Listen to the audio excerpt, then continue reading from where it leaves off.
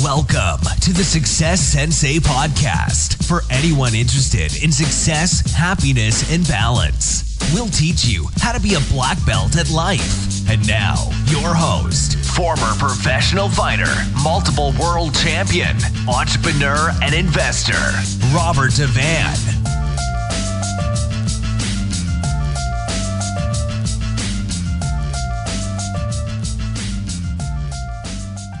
Bowing in. This is Roundhouse Rob, the Success Sensei, helping you to win at life one kick and punch at a time.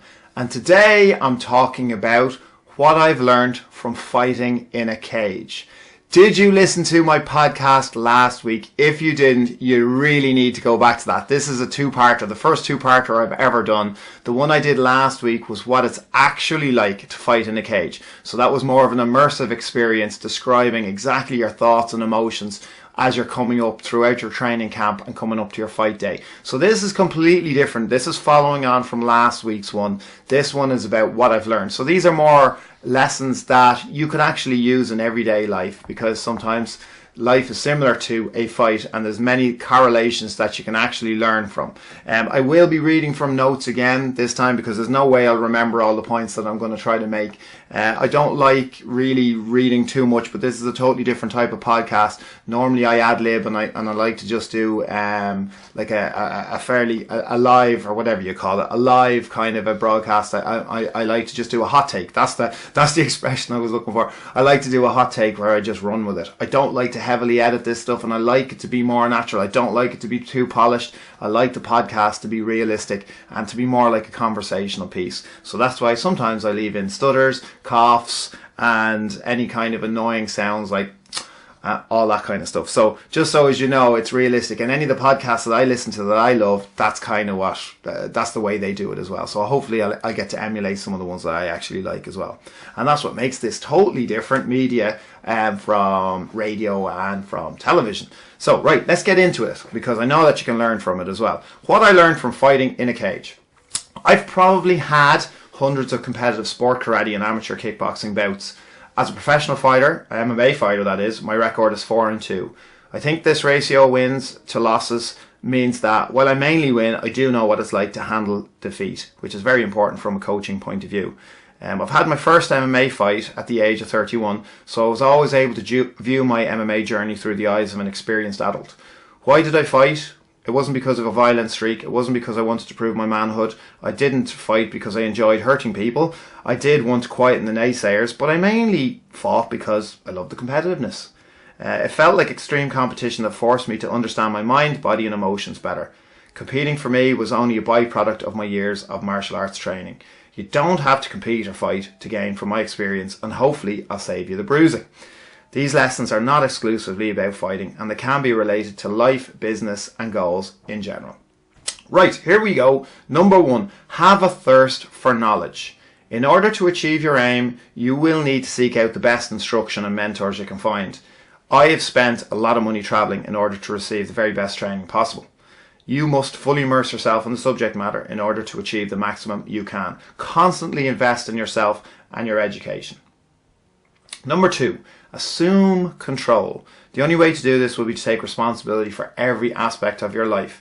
This might sound harsh, but you are where you're at because of your actions and life choices. That shouldn't be a negative statement, especially if you use that mindset to spur yourself on to a more successful future. Give up on making excuses. Number 3, be your own hero. Nobody is coming to save you. It can be a very lonely place when that cage door locks. Don't make the mistake of living your life in anticipation of someone swooping in to bring you success and happiness. That person doesn't exist and isn't coming. You must handle it. The same also goes for living an unfulfilled life but hoping to win the lottery. Number 4, be more prepared. You actually haven't prepared enough. You may think you've learned your craft, but if crisis strikes, you may realise that you're underprepared. Fighters must know their strikes, techniques and strategies at a subconscious level, so that when the conscious mind lets you down, which it will, the muscle memory will take over. Keep drilling past the point of conscious memory. Number 5, have faith in human biology. So here comes a point. I'll do that one again. Have faith in human biology. There comes a point when all the preparation is done and you must let the natural process take over. You are stronger than you think. Once the decision is put into action, have faith that we as human beings are hardwired to survive and succeed. Your adrenaline process is the perfect example of this. The fight or flight response is... Next bloody page. Fight or flight response is ever present during nervous situations. Life, business, sports, public speaking and many other pastimes can trigger your fear.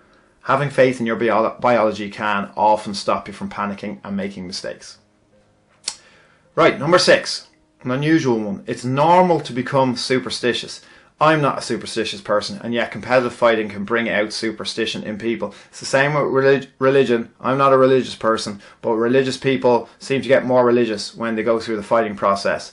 So back to superstition. When you've made up your mind to do something, you've done all the preparation to the point of having to let the universe or a higher spirit decide the final outcome, it becomes normal to look for signs. It also becomes more normal to look for patterns of control, e.g. wearing your lucky item of clothing. Number 7, winning may not make you happy. So you might not have been expecting this point, but sometimes even the win isn't satisfying for 3 reasons. A, you weren't happy with the way you won. B, you immediately focus on the next achievement. Or C, you don't value the win. It may have been a false goal. So it's a harsh lesson. Winning may not make you happy. Number 8, losing definitely won't make you happy. So this one might sound obvious, and a true competitor will never really make peace with losing. However, managing your emotions after any fail is of utmost importance. You should learn from failure and continue forward towards your success goals. 9, beware of energy suckers and hangers on. So an energized and motivated person, you, moving towards a large goal can be positively infectious to others. Some people will want to be around you just to attempt to benefit from your enthusiasm or money. This is why many celebrities have a large entourage. Not all of these people will be a positive influence to you. This is why you need to be selective about the company you keep. 10, the more you fight, the more hits you will receive. The same is true for the more you try to do in life. You will get knockbacks in every direction you attempt to succeed in. In fact, if you feel a bit war-torn, it probably means that you have many goals and ambitions. This is why so many people are afraid to aim for a goal. The fear of criticism holds many a good idea back. And 11, the final one, you are your own worst enemy. We can all be very hard on ourselves. When fighting, if you can encourage your opponent's frustration, this can lead to victory. Fighting is a battle of wills as well as a physical battle. Getting into your opponent's mind is a massive advantage. Therefore, strengthening your mind is a necessity. This is partly done by not overly focusing on each small outcome and remaining in the present tense. Many top fighters aspire to be very evenly tempered and to avoid any emotional spikes or dips. So again, sometimes life can feel like a fight, but you can win and enjoy it. This is Roundhouse Rob, the Success Sensei, bowing out. This has been the Success Sensei, fighting the winning fight. So add us, subscribe, like, and comment. Keep those hands up and keep moving forward.